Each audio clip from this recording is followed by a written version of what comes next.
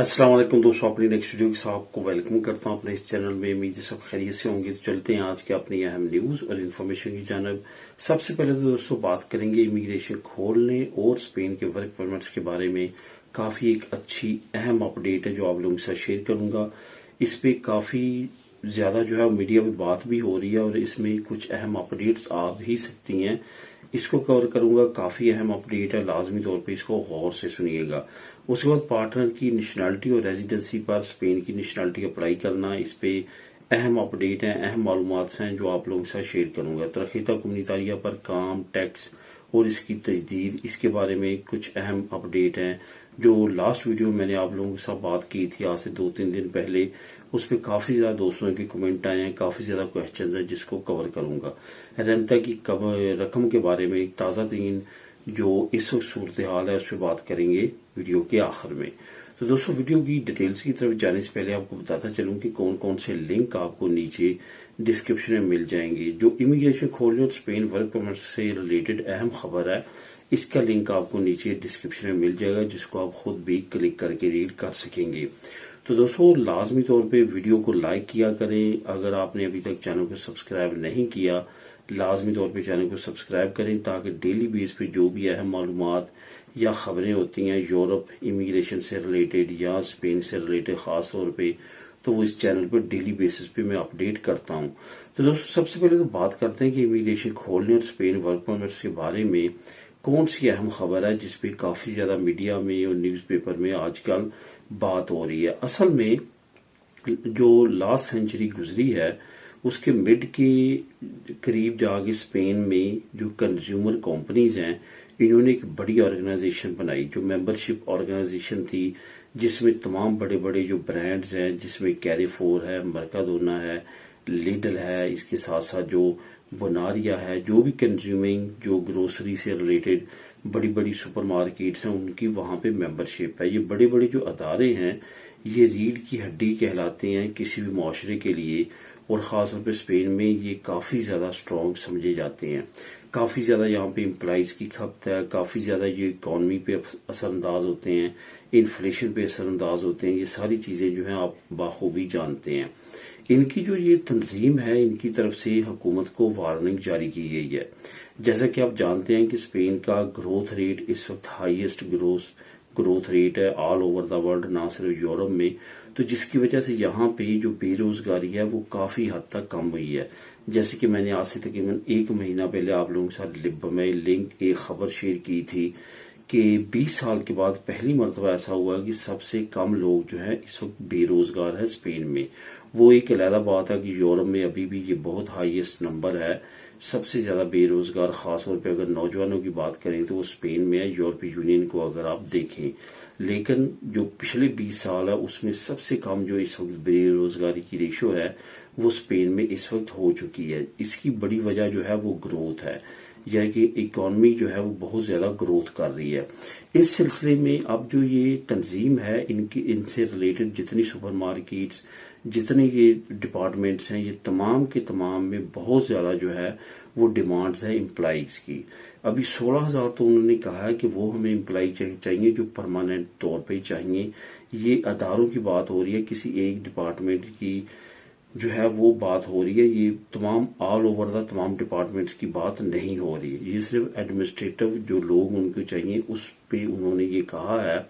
उसके अलावा उनका कहना है कि बेशुमार ऐसे एम्प्लॉइज जो कि हमें अपनी मार्केट्स में, अपने डिपार्टमेंट्स में चाहिए, वो भी हमें नहीं मिल रही। इसके साथ साथ उनका कहना है कि जो सीजनल वर्कर हमें चाहिए होते हैं, जैसे कि मैंने रिसेंटली आप लोगों के साथ शेयर भी किया था कि मर्काडोना में जो कैशियर होते हैं, जो पेमेंट वसूल करते हैं कस्टमर से, उनकी भी जो है वो बहुत ज्यादा उनको चाहिए लोग, और वो बार बार जो है वो मीडिया में इसके इश्तहार दे रहे हैं कि लोगों की जरूरत है, वहां पे वो जाके काम कर सकते हैं, सीजनल बेस भी कर सकते हैं, परमानेंट भी कर सकते हैं।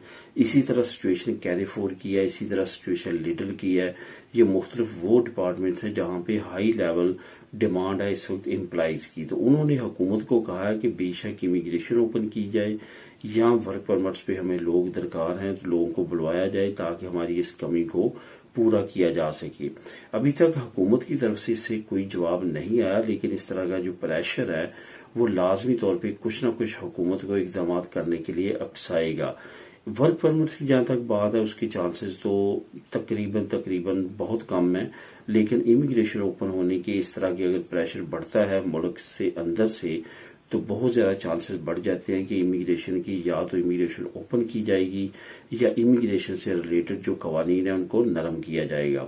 اس کی مزید ڈیٹیل اگر آپ ریڈ کرنا چاہتے ہیں تو نیچے لنک نمبر 1 موجود ہے، آپ اس کو کلک کر کے خود بھی ریڈ کر سکتے ہیں۔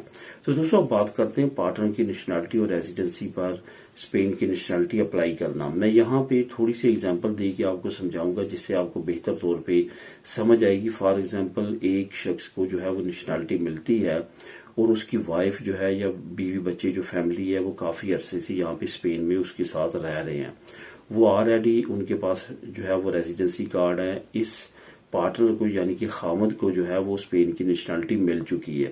ظاہر ہے جب اسپین کی نیشنلٹی مل چکی ہے تو اب اس کے پاس دنی ہے، نی نہیں ہے، اور اسی طرح اس کے پاس اب اسپینش اسپین کا پاسپورٹ ہے، اور بچوں کو بھی اس نے اپنے ساتھ ہی دنی اور پاسپورٹ دلوا دیا، وہ بھی اب اسپین کے نیشنل ہو چکے ہیں، کیونکہ تمام کے تمام بچے جو ہے وہ 18 سال سے کم عمر کے ہیں۔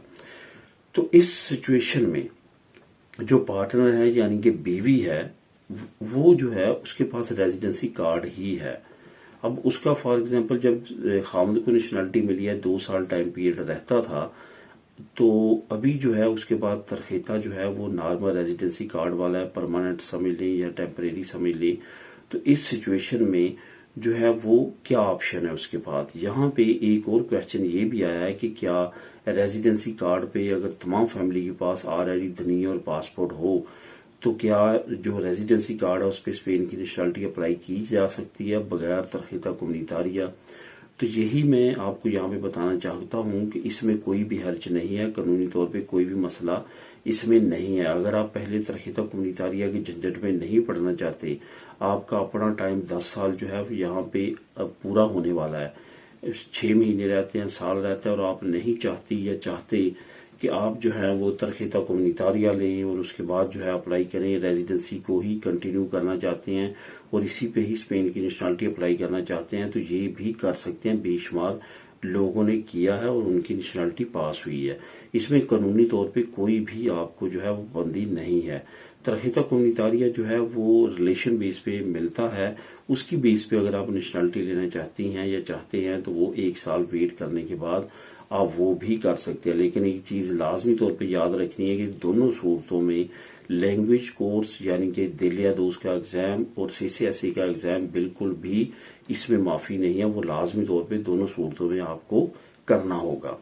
اب دوستوں بات کرتے ہیں ترخیتہ کومنیتاریہ پر کام، ٹیکس اور اس کی تجدید کے بارے میں۔ کافی دوستوں نے یہ پوچھا کہ ہم UK میں رہتے ہوئے ترخیتہ کومنیتاریہ کس طرح سے اپلائی کر سکتے ہیں۔ یہ اسی طرح ہے جس طرح اپنے بچوں کا کارڈ رینیو کروانا ہے، دنی رینیو کروانا ہے، اور باقی اگر کوئی کارڈ ہے وہ رینیو کروانا ہے تو آپ کو اسپین آنا پڑتا ہے۔ تو اسی طرح ترخیتہ کومنیتاریہ رینیو کروانے کے لیے 2 پرابلمز ہیں۔ ایک تو یہ ایکسترخیریہ میں فائل جمع ہوگی اور اس کے بعد جو ہے فنگر لیٹر ایشو ہوں گے، اور اس کے بعد آپ نے کومنیساریہ جانا ہے نیشنل اور وہاں پہ فنگر دینے ہیں۔ تو اس وجہ سے یہاں پہ آپ کا آنا بہت زیادہ ضروری ہے اور یہیں سے یہ سارا کام ہو سکتا ہے۔ اب جو وہاں پہ رہتے ہیں اگر تو آپ یہاں پہ آٹونومو چلا رہے ہیں تو پھر تو آپ کے لیے بہتر ہے۔ اگر آپ آٹونومو نہیں چلا رہے تو پھر سب بیسٹ آپشن یہ ہوتا ہے کہ جس کے پاس ترخیتہ کومنیتاریہ اس کا یہاں پہ آلتا چلائیں، کم سے کم جو ہے وہ 6 مہینے سال پہلے اس کا کانٹریکٹ آلتا چلائیں اور اس کے بعد رینیویشن کی طرف جائیں، یا کم سے کم اپنا چلائیں۔ دونوں میں سے ایک کا کام کرتے ہوئے ضروری ہے جب آپ رینیویشن کی طرف جاتے ہیں۔ یہ بہت اہم ہے کیونکہ بہت سارے لوگوں کے اس کی وجہ سے ڈاکومنٹ جو ہیں وہ ریجیکٹ ہوئے ہیں۔ ٹیکس دینا، کام کرنا بہت زیادہ ضروری ہے، ترخیتہ کومنیتاریہ ہو یا کوئی بھی ٹیمپریری کارڈ ہو اس کو رینیو کروانے کے لیے۔ رینتے کی رقم کے بارے میں اپ ڈیٹ آپ لوگوں سے شیئر کرتا ہوں کہ اگر آپ رینتا ڈکلیئر کرواتے ہیں اپریل میں، مئی میں، جون میں، اور اسندے نے آپ کو کچھ رقم پے کرنی ہے تو وہ آپ کو میکسیمم 31 دسمبر تک جو ہے وہ مل جاتی ہے، اور اگر آپ اس سے رقم لیٹ ہوتی ہے تو وہ پھر ساتھ مزید جرمانہ آپ کو پے کرتے ہیں۔ اسی طرح سے اگر آپ کے ذمہ ہے اسندے کی تو وہ بھی آپ کی اسی ये रेशियो के साथ काटेंगे। अगर आपके बैंक में पैसे नहीं होंगे तो वो उस पर इंटरेस्ट प्लस कंपाउंड इंटरेस्ट लगाएंगे। अदालती फैसले के बाद अब लाजम हो गया कि सिंधा भी अगर लेट करता है तो वो भी इस पे जुर्माना पे करेगा। इवन रेंटा डिक्लेयर करवाने के बाद जितना अरसा वो वेट करवाता है आपको उस रकम के लिए, उस पे वो इंटरेस्ट पे करेगा। ये भी अदालती हुक्म है। तो जिन लोगों के ये क्वेश्चन थे कि कब तक वो हमें रकम मिल जाएगी, मैक्सिमम जो टाइम लिमिट होता है वो 31 दिसंबर का होता है। 31 दिसंबर तक सिंधा लाजमी तौर पे तमाम लोगों की रकम जो है वो पे कर देता है। मेरे नेक्स्ट वीडियो में नई अपडेट्स के साथ अल्लाह हाफिज।